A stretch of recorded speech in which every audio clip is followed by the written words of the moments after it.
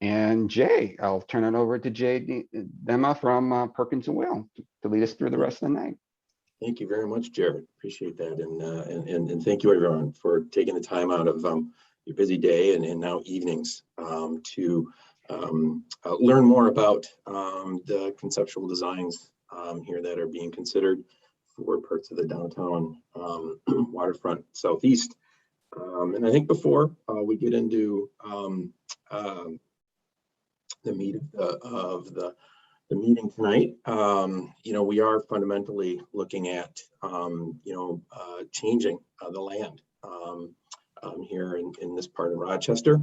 And I just want to take a real brief moment, a pause, so to speak, to reflect upon the deep and rich history of all the people who've kind of lived and profited off of the land. And in particular, indigenous populations such as the Dakota, the Ojibwe, and the Ho-Chunk that have called this land home as well. So just a brief moment. Great, thank you very much. Just a brief overview of the agenda and what we want to accomplish as part of tonight's meeting. We'll do a sort of a formal introduction to myself and my colleague, John Slack here. And then we're going to ask a couple brief questions of folks so that you can get used to sort of the polling function that we're going to use as part of tonight's meeting. And then we'll spend some time talking a little bit about the project background. As Jared had said, we're early in this process, but nevertheless, I think it's important to understand how we even got to tonight and the work that's really beginning as part of the process.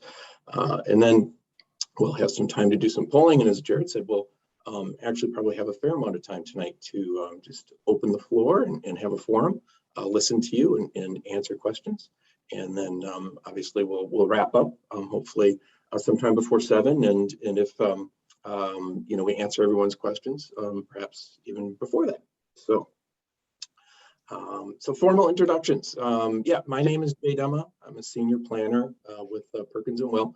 And my firm has been engaged by the city of Rochester to help as the consultants kind of help sort of marshaling along a process for helping develop these conceptual plans. And I'm going to ask my colleague, John Slack, to introduce himself. Great, thanks, Jay. Hi, everybody. My name is John Slack. I'm a landscape architect, urban designer with Perkins and Will, and I'm also a principal. So I serve as the principal in charge, supporting Jay in this effort. And I'm also really leading up a lot of the design that's associated with this project that we'll talk about in more depth tonight. And Jay, before you proceed forward, your sound sounds a little muffled. If you can try to talk a little more into your computer, if that's the mic you're using. Yeah, definitely. Thank you, Jared. That's better. Thank you. Right there. Yeah. Wonderful. Thank you. And so as a quick reminder, obviously, many of us are probably becoming more and more accustomed to doing virtual meetings like tonight. But just to remind ourselves that, not everyone does this every day. And, just to ask ourselves to be patient, be respectful of others. This is in an ideal world, we would be in a room together, being able to have eye-to-eye contact and see body movements and experience all sense of being together in this shared experience. But we are relying on technology to do that, and there's varying levels of that. So, but as Jared had said, we have some other tools to help us kind of manage the conversation tonight. There is a chat function. And as Jared said, as you have questions, type them in there. We will have time to answer all those. So as you get them in there now, we'll probably focus on them in the order that they pop in. So it's the virtual. And let's start off by getting you used to sort of the polling that we're going to be doing. And we're going to start with a couple of really simple questions.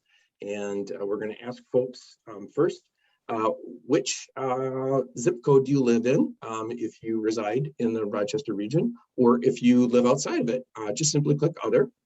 This will give us a sense of whether people are local and where within the region they're local. And then once you have a chance to plug that in. The second question we're going to ask you is to, kind of let us know a little bit more about yourself. We have 4 different options for you to select. You can select all of them if they apply, or you can select none of them if none of them apply. But we just want to know if you're a business owner or a commercial property owner, if you go to school in Rochester, if you live or work in Rochester. So we'll probably give folks just a moment or two, take time to answer those. And the way that this polling goes is once we give everyone a chance to answer, we can actually then pop up the responses so we can all kind of see percentage-wise how folks respond to the answers. Jay, it looks like everyone has responded, so I'll go ahead and end the poll. Great. Yeah, okay. Looks like almost half of us that are here tonight are in the 55904. And then we have some other representation throughout the region. And looks like we have at least one person who's probably from outside the Rochester area. So we kind of represent many parts of the area. And then when we ask, what, a little bit more about yourselves, looks like most of us live and work in Rochester. We don't have any students at the moment. And we actually have some folks who own a business or property in the area as well. So exciting to see. Great. All right. So hopefully we're kind of gotten accustomed to the polling function. We'll have a few more of these in just a little bit. So a little bit about project background. I think I'm going to start the story here, going back to the city's comprehensive plan, which took a couple of years to put together and was adopted in April of 2018. So almost roughly 3.5 years or so ago. The comprehensive plan, for those who are familiar, it's really a document that looks at the entire city, and it looks at a lot of the systems that impact and affect the entire city, such as the transportation network, our water resources, our waste management and wastewater management systems, and housing, these sort of bigger ideas that sort of are thinking about the citywide. But one of those things that the comprehensive plan looked at that they felt was of significance for the entire city is thinking about these areas where there could be, development and redevelopment opportunities. And on the right-hand side of this slide is a map from the plan that talked and showed areas, different types of areas, and one of which was areas for revitalization. And there's an arrow here pointing to the map that is indicating an area just southeast of downtown along the Zumbro River is an area that was targeted for potential redevelopment. That was all the further that the comprehensive plan went. It was just a dot on the map indicating that this, for any number of reasons, was a potential area for redevelopment. But once that plan got adopted, then process started to move along to actually begin to kind of address those issues in the plan.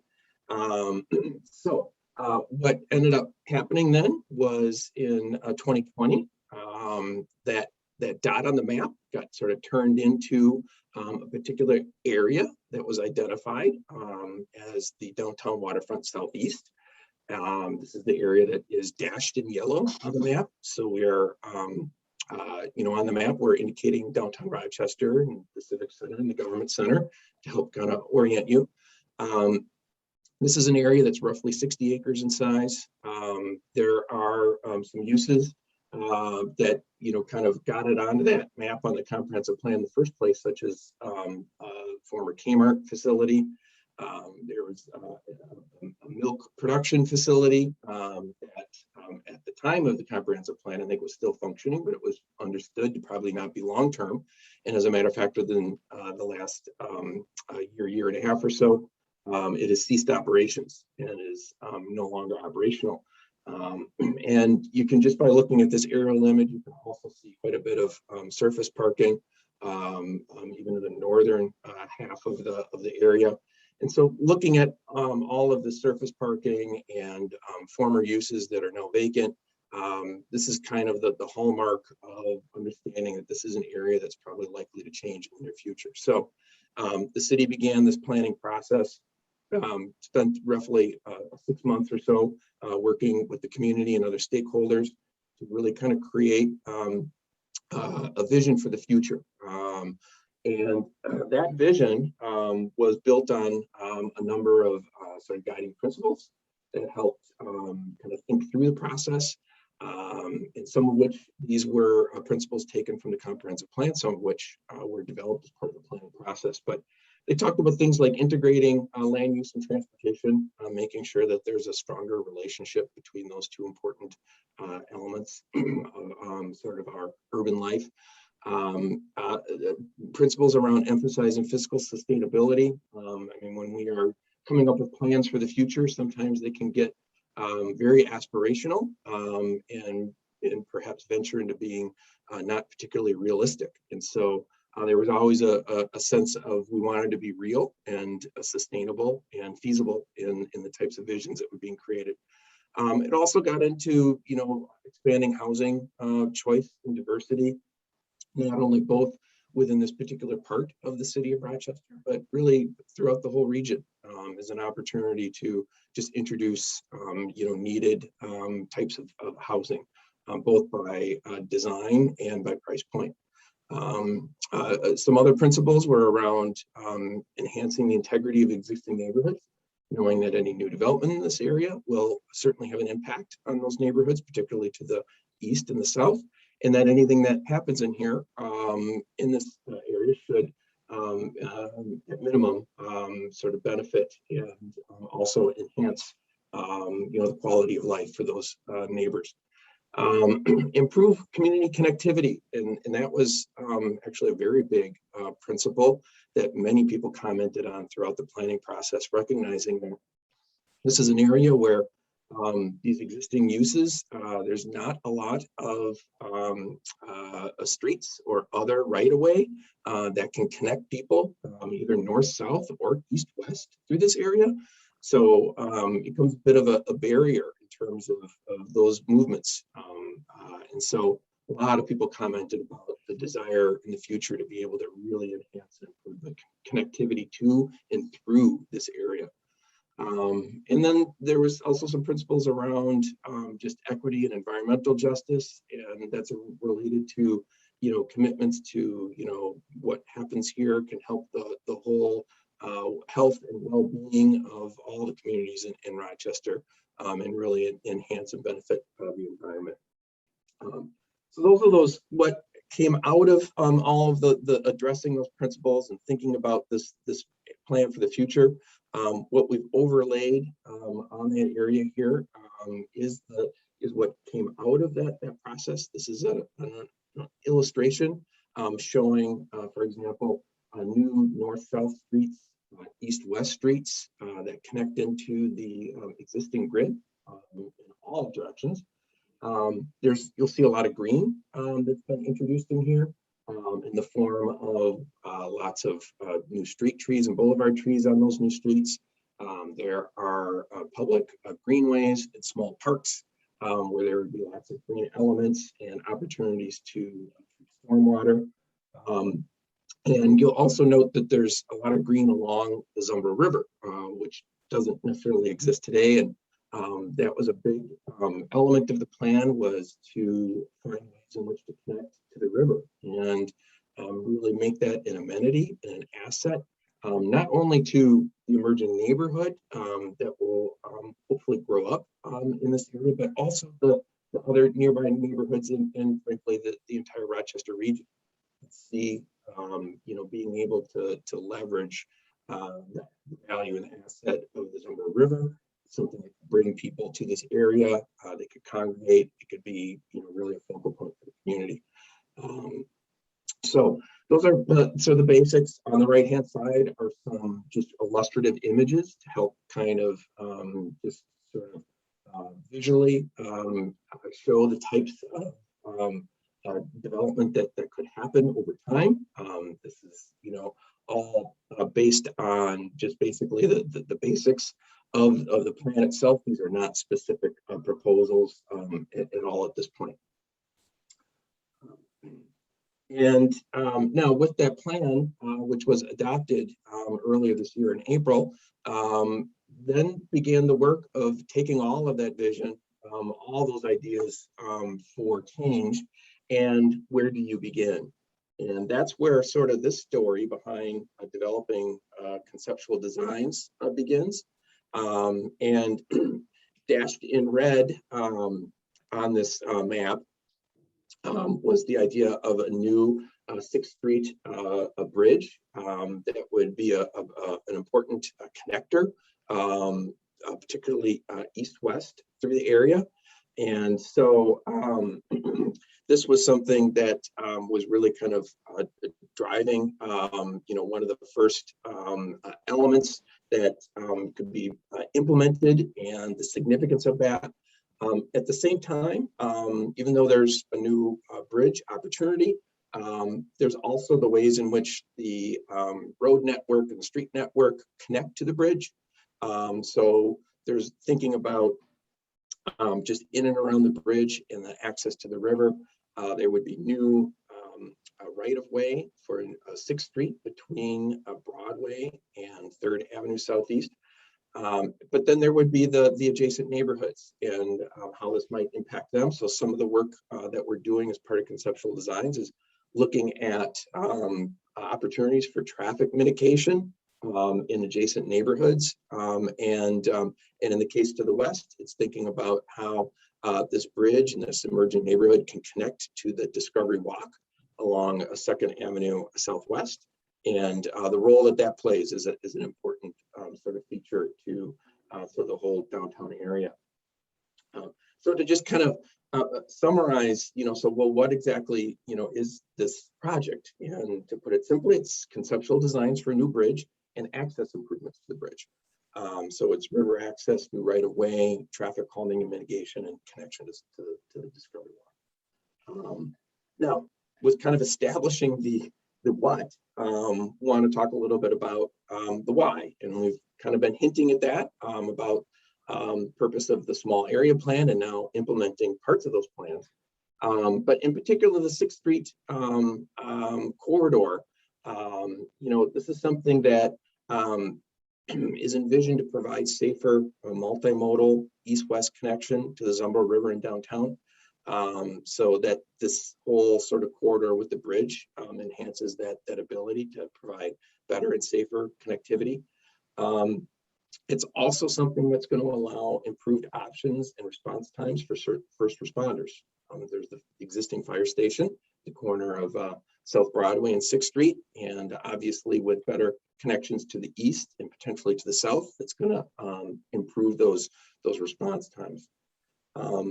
There's also the ways in which enhancing the connectivity here creates more access to parcels that are in the small area plan for potential redevelopment, particularly in the near term.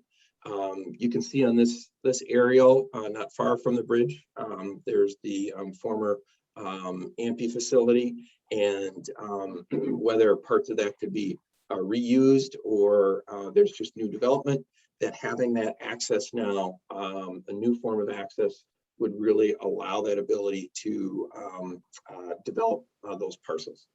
And then finally, there's the alignment around the fact that there's city policy that's been established that puts an emphasis on a connected street network. And as we mentioned previously, the area as it exists today is really disconnected. So the opportunity to reconnect this area to adjacent neighborhoods is really not only a sort of a local goal for neighborhoods around here, but really part of a broader citywide perspective. And then finally, there's the historic visions for this area that go back many years at this point. There's been a regular presence of imagining some new connection over the Sunborough River in this area. And in some cases, these visions go back all the way to the 1970s. So it's really, aligning itself with previous visioning and work that's been done in the past. So there, a little bit more about the why. Now, let me talk a little bit about the project process and the schedule and when all of this stuff is supposed to be occurring. So on the top half of this slide, we are showing sort of the steps that are involved in creating conceptual designs. In the yellow, and then indicated by the dashed line, we are here. We're early on in this process. We're gathering community input. This is one meeting that's part of that. We had an identical meeting earlier today to gather input from the community and the public. But once we gather that input, we will start creating a variety or alternative set of concepts. These are going to, kind of span a range of ideas about what a new bridge could be and the access to the new bridge. And we will be coming back again as part of another public meeting for folks to review some of those concepts and weigh in on what they like or don't like about what has been sort of imagined. And then eventually that's going to get refined down into a preferred concept. And again, then we imagine coming back to the public again to look at that preferred concept and having yet another opportunity to weigh in and provide input and comments on that preferred concept. The process is intended to wrap up by the end of 2021 into the very early part of 2022 when thinking about these design concepts. But ultimately, the design concepts, when they get finalized, they're going to flow into a process of really putting together applications to fund the bridge and these other improvements. We don't know the exact timing because there's a variety of different funding sources and options that might be considered. But once funding is secured, then you would move into detailed design. You would move beyond the concept phase and go into detailed design, and then ultimately some form of construction. So those are subsequent phases. So hopefully that gives folks a little bit of sense, a little better sense of what we're doing here as part of the conceptual design work. But this is all flowing toward eventual construction.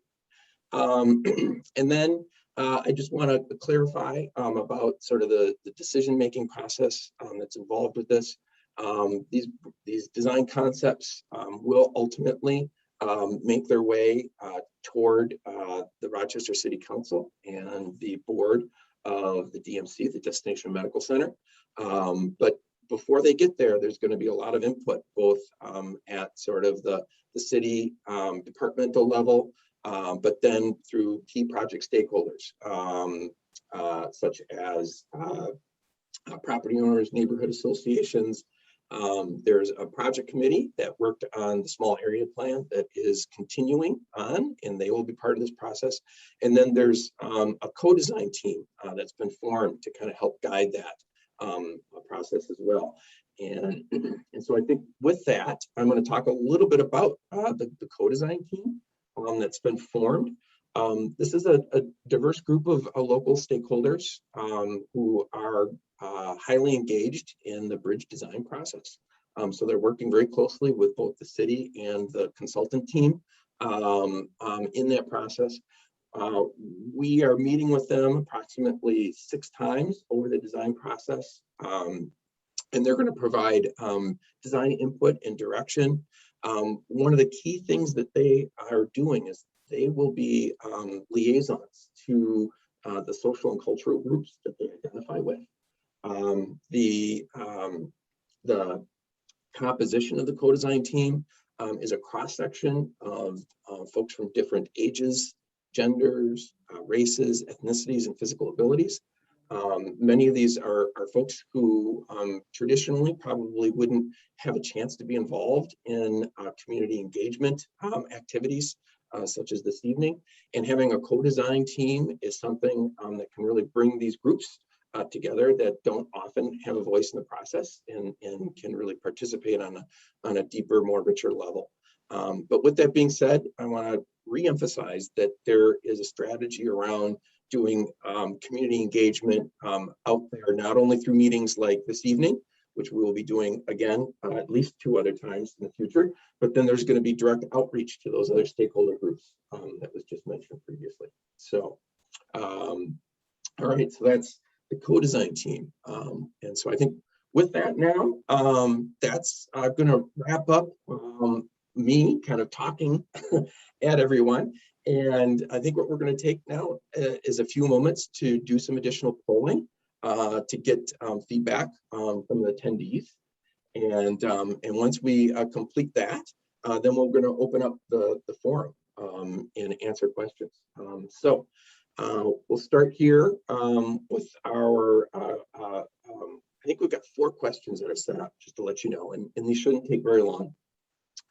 The first one is about the new 6th Street Bridge. And, you know, as most folks would understand, bridges serve a lot of different purposes, right? And so we want to know, which of the following do you feel is the most important purpose? Is it to facilitate commerce? Is it to connect neighborhoods to one another? Is it to allow traffic to flow better? Or perhaps should a bridge be a focal point or a landmark for the community? I know in some ways a bridge should maybe do all these things, but what we're asking for you here this evening is really, you know, what do you think is the most important purpose? So we really do want you to kind of prioritize what you think is important. If you feel that there just is something else that's out there, not on the list, please select other, and perhaps in the forum we can learn a little bit more about that. So we'll be giving folks a moment or 2 to answer those questions, and then I'll read through the couple other ones.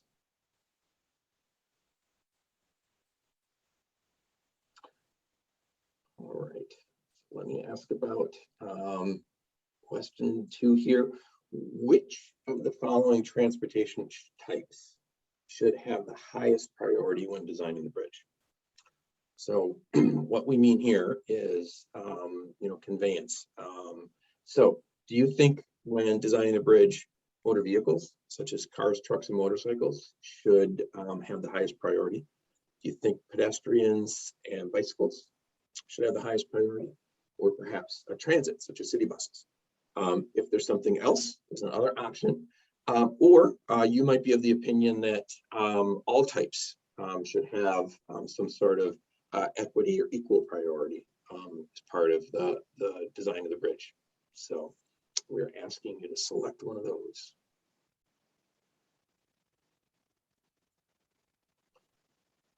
Give folks a moment. Let's scroll down. Our 3rd polling question. So which of the following words best represents your desired image and character for the bridge? So these words, they can mean different things to different people, but we're just going to use this as a starting point. And we want you to only pick one. And it's just to get you thinking. There's no right answer with this one. This is just to help kind of give us a sense of, you know, what sort of, if we were to put it into a word, what might typify a type of design or character that you would like in a bridge. So reading this off, we've got iconic, traditional, subdued, contemporary, exemplary, monumental, or remarkable. So we've got those 7 different words to pick from. We're going to ask you to pick which one you think would best represent what you think is the image and character for the bridge.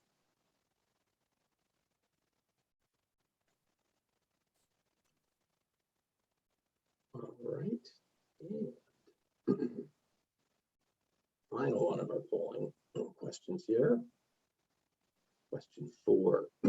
So now, not necessarily thinking about the bridge itself, but we're going to ask you now to switch gears a little bit and think about the areas leading to the bridge. So it's really thinking about that 6th Street sort of corridor as it sort of comes and feeds into the bridge.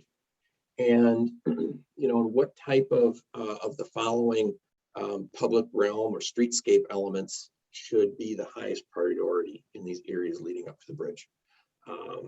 So we're thinking about, when we say public realm or streetscape, we're thinking about seating or benches. Perhaps it's a river outlook, access to the river, public art, lighting, wayfinding or signage, accessible pathways or routes, separation of modes. And when we say modes, cars, bikes, pedestrians, landscaping, or street trees. So when we say highest priority, we're going to ask you to pick 3 out of those. That's a way to kind of say, I might want all of these, but which are the 3 that you might say would be, really the highest priority to you? So we'll give folks a moment, get all responses in, and then we can, when we're ready, we can look at the results. I think we're pretty close here, Jay. Let me just do one double check. Yeah, I think we're gonna get I think we got all the answers that we're gonna get. So I'm gonna go ahead and end the poll.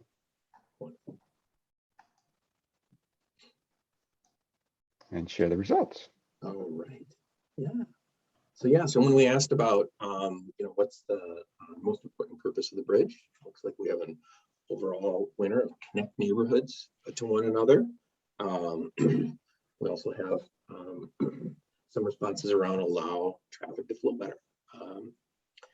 And then question 2, when we asked about the transportation type that should have the highest priorities, we have sort of a 50% share, saying sort of the equal or some type of equity among all those different modes.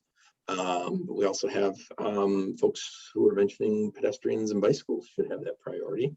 But then there's also representation of motor vehicles as well. So, and then question 3, what word represent? Again, half of the folks indicated subdued, and that's followed by iconic, and then traditional. So yeah, and again, there's no wrong answers with this one. This is really to help sort of provide feedback to the conceptual plans. And the last one. So yeah, folks, you were able to select up to 3. The biggest vote getter was accessible pathways and routes to the bridge. But that's also followed by access to the river, street crossings, landscaping and trees, and river outlook. I'll just say that that's consistent with what we heard as part of the small area plan work. The emphasis on, again, talked about at length about the connecting to the river, how important that was to folks, and the green aspect of really, kind of bringing that life into the district as well. So we see some similarities to what came out of the small area plan. So, all right. So those are the results. And so with that, I think we're going to open up the forum and just answer questions. One of the other things I'm going to do is that we had these set of polls. We also prepared a complimentary sort of a survey of images that, for the sake of how a meeting like this is organized, I think going through and doing a survey of images just to get feedback would be a little tedious and time consuming. So what we've done is we prepared a complimentary survey on SurveyMonkey, and we're going to go ahead and we're going to put a link to that survey in the chat, and you're certainly welcome. And I believe that same survey link has been put onto the city's website for this project. So And, and when I say it's a survey that just goes through a variety of different real world examples of different types of bridges, different types of streetscape and public realm, traffic calming devices. If you spent 4 or 5 seconds on each image, it shouldn't take you more than probably 4, maybe 5 minutes at the most. So it's not a particularly long survey. It's just, it probably wasn't a real good format for this meeting. We thought it would just be a better way to get additional input from you through this method. So, so there's the link to that. Questions? At this time, Jay, I'm not seeing any questions in the chat box, but this will be a great opportunity if someone's got something to put in there. But yes, it looks like Nate's raised their hand. So let me go ahead and allow them to unmute themselves. Nate, you should be able to unmute yourself and ask your question. Hi, so I'm a resident in the Slattery Park neighborhood, and one thing, I've got lots of questions, but let me I think sort of one of the key ones is, at this point, is it's set in stone that the bridge is going to happen? Well, okay, I know nothing's ever set in stone, but I mean, is this a it's going to happen or a we don't know yet thing? And is there any consideration or any possibility of it being a no motor vehicle bridge? Except for emergency vehicles. I think just no motor vehicle. As I look at this, the way I see it is, it shaves, if the road that currently is goes down past what used to be a pawn shop, or is it still a pawn shop, and the Ampey, if that connected through with a reasonable traffic flow to 6th, this bridge would save 3 to 6 blocks tops in travel, which for motor vehicles, even emergency vehicles, is not a long distance. But for pedestrians and cyclists, that connection could be really valuable, especially with the food co-op right there and some restaurants and maybe some medium density housing going in the old industrial sites over there. So has there been any thought to making it not for motor vehicles? I'll start with answering your last question there and say and ask you, would you have the preference that it be only for bike and ped, or would that be your preference? Let me ask it that way. Yeah, Nate might have muted himself, so I might need to unmute him again. Yep. Nate, you can go ahead. I'm lightly muting while I waited here. Didn't realize it was going to be shut off. Anyway, I mean, that'd certainly be my preference. Like, as I was saying, I understand, it is a bit of a, well, the river is a bit of a barrier wherever in town, but I was poking around while we were chatting, like while the presentation in other parts of town, and it is one of the larger gaps, the combo of the river and all that industrial development. There's a big area you can't easily get through, but like I said, I guess I don't see that as a big deal for motor vehicles. What's 6 more blocks? That's 3 down, 3 back, or less, depending where you are, of course. So yeah, if I ran the zoo, I think that'd be a great place for a bicycle ped only bridge. But Bicycle ped and emergency vehicles only bridge. I don't know how you get emergency vehicles and not cars across. Yeah, if it's yeah. big enough for a I mean, there are methods you can put poles in and such, but again, I don't even see why that would be even for emergency vehicles. 6 No, blocks, I appreciate what, I appreciate the perspective, Nate, and that's why that's part of the process that we're going through right now, of this process of these next few months, is to figure out if there is a heavy perspective from the community that it'd be only bike and pedestrian. I'm going to go ahead and try to answer your first question, and your first question is what is the status of actually building the bridge? And I think the best way to answer that question is to say, right now, all the city and DMC have identified funding for is just for design of the bridge. We have not identified funding to build or construct the bridge. So at the moment, that's probably the best answer that I can give, that we are going to proceed forward to try to start with some design work and start to try to identify a funding source as we move through the process. Okay, thank you. We can't hear you. You're muted. All right. Randy, you have your hand raised and you're already unmuted, so go ahead. Thanks, Jared. And one, also, I just want to say thanks to the city for bringing Jay and Will Perkins back. I think you guys did a really good job on the waterfront area plan, and really the community engagement aspect of it was stellar. So looking forward to working with you guys on this project as well. So I have a couple questions. Starting with the traffic, I did notice the 2 traffic circles that you have, and I know it's all conceptual right now. I'm wondering about traffic diverters on 6th and 3rd Avenue. One of the concerns, looking at the slide that you have up now, and you have that long yellow line that goes right into the Slattery neighborhood. Our concern is, cars rapidly moving through the neighborhood and then getting to the traffic circles and then slowing down, or if they're coming from the southwest, slow through the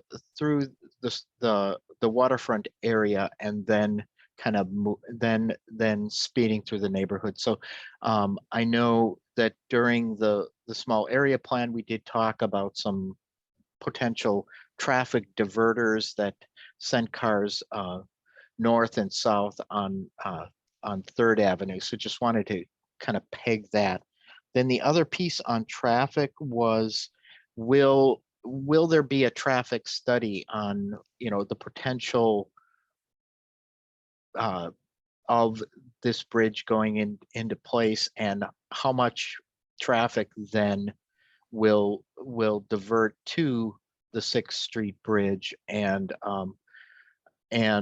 projections on as the property develops. So those are a couple points on traffic, but then I did want to kind of pick up on Nat's points on I'm not so much no traffic, but I picked the subdued bridge, and part of it was for landscaping, and I mean, we definitely need to have pedestrian traffic and bicycle traffic, but then also from a landscaping standpoint, because the river is such a cavernous cement hole, that some kind of landscaping, maybe even a greenway on the bridge itself, can kind of bring more of the natural environment to that area, which I think is one of the objectives of the entire plan. So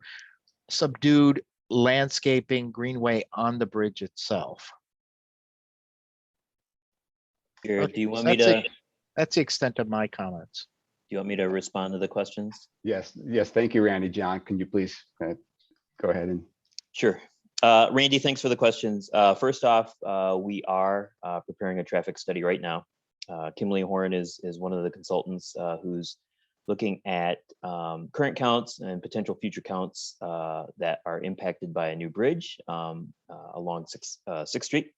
So that information will be available soon. We just got preliminary findings actually just this morning. So we're still trying to dig into those numbers. So there'll be more information on that.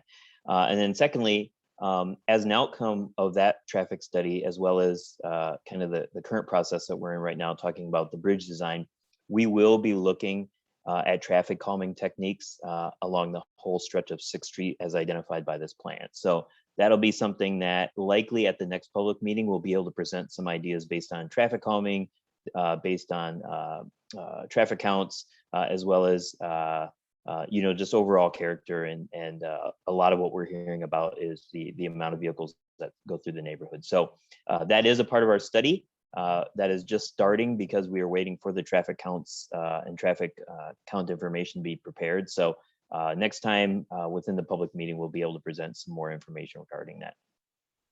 Great, thank you. Yep. Okay. Up next was Amy. So let me, Amy, you should be able to unmute yourself now.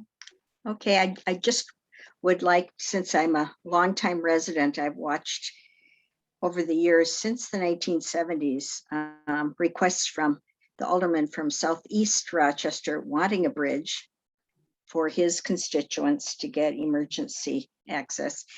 And then whoever was representing the second ward not wanting it, especially as some of the outlying areas west of Rochester in Rochester Township were being developed.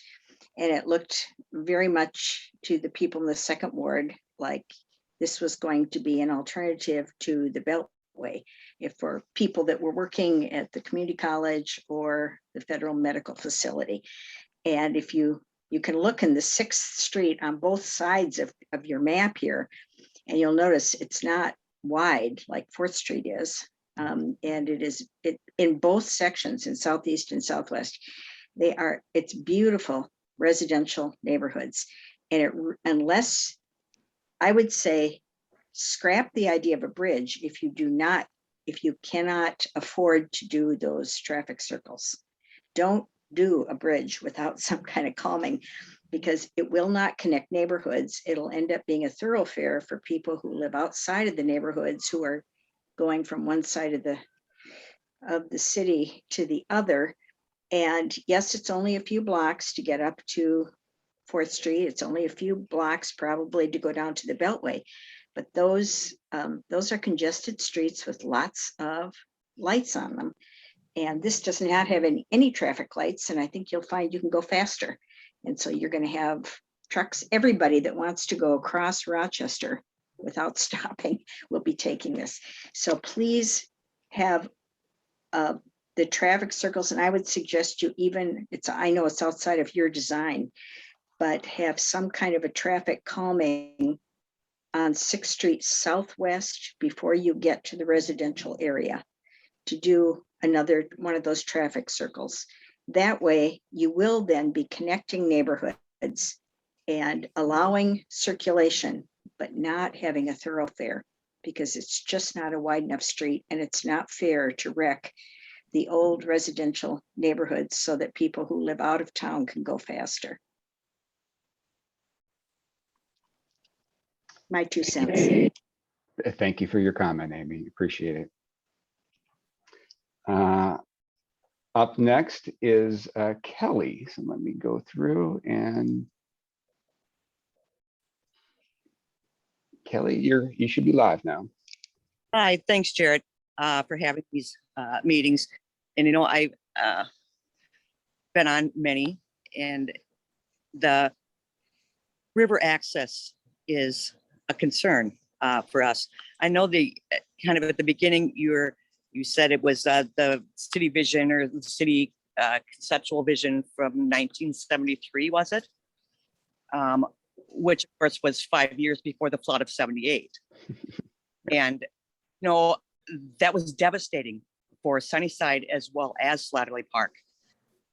This river access is concerning.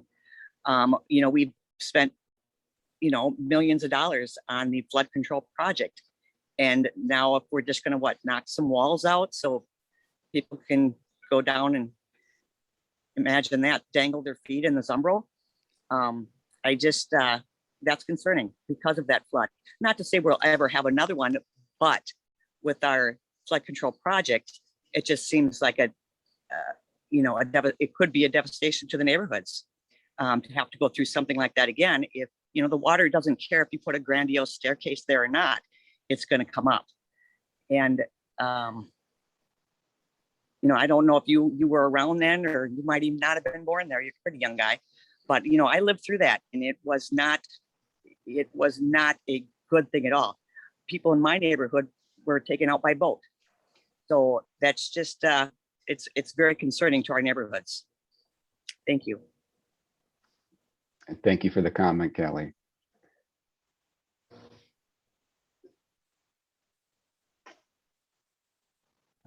I will, I'll say, Randy, you have your hand still up. And same as Amy and Kelly, your hands are still up. So I'll give you a second to maybe lower if you're done asking questions. All right.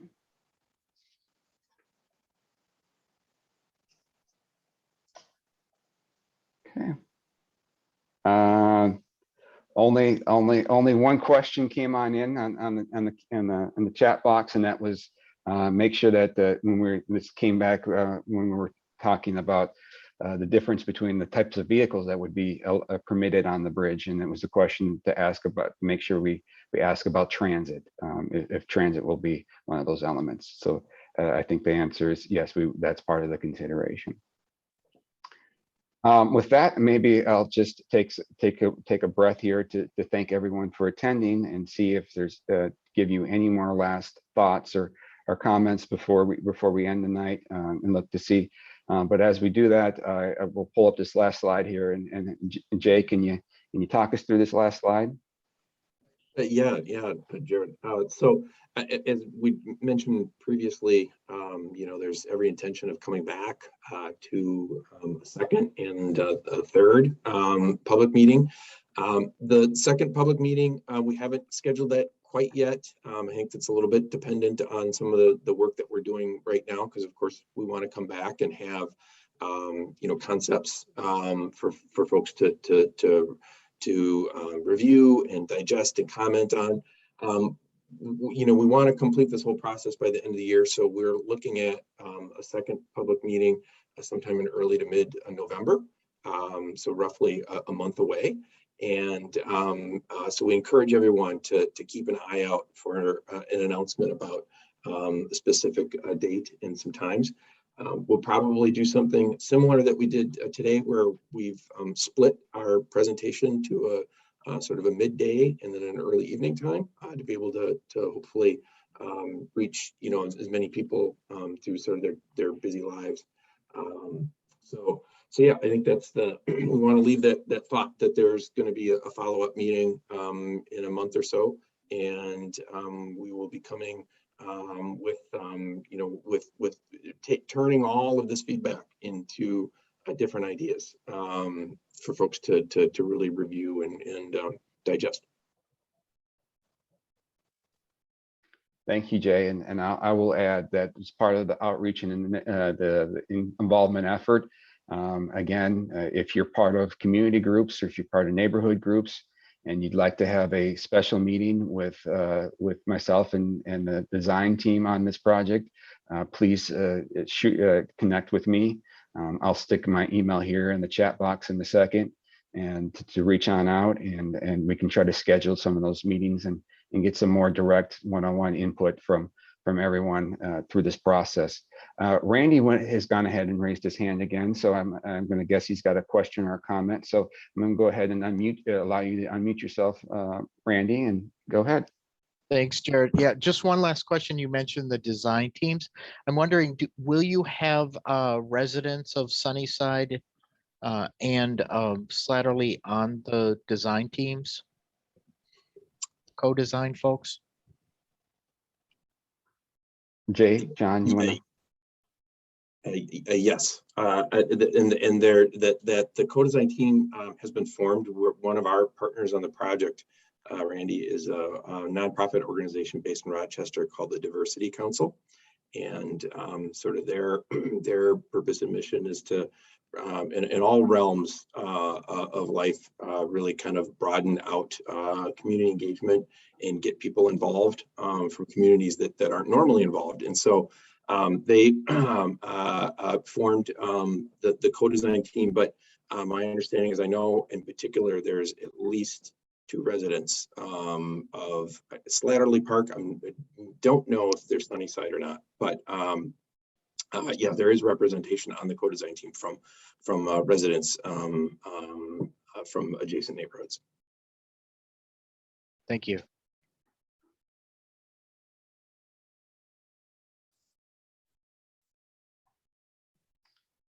All right, it's now 7 o'clock. We'll start the process of saying thank you and appreciate that everyone's time and energy tonight to come and attend the session.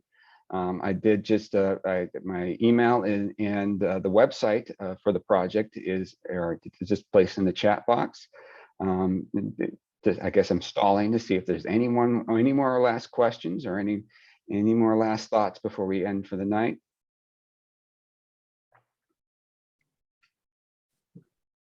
All right. With that being said, I will say thank you one more time and wish you all a good night and hope to see you in November when we talk again. Thank you, everyone. Thanks, everybody.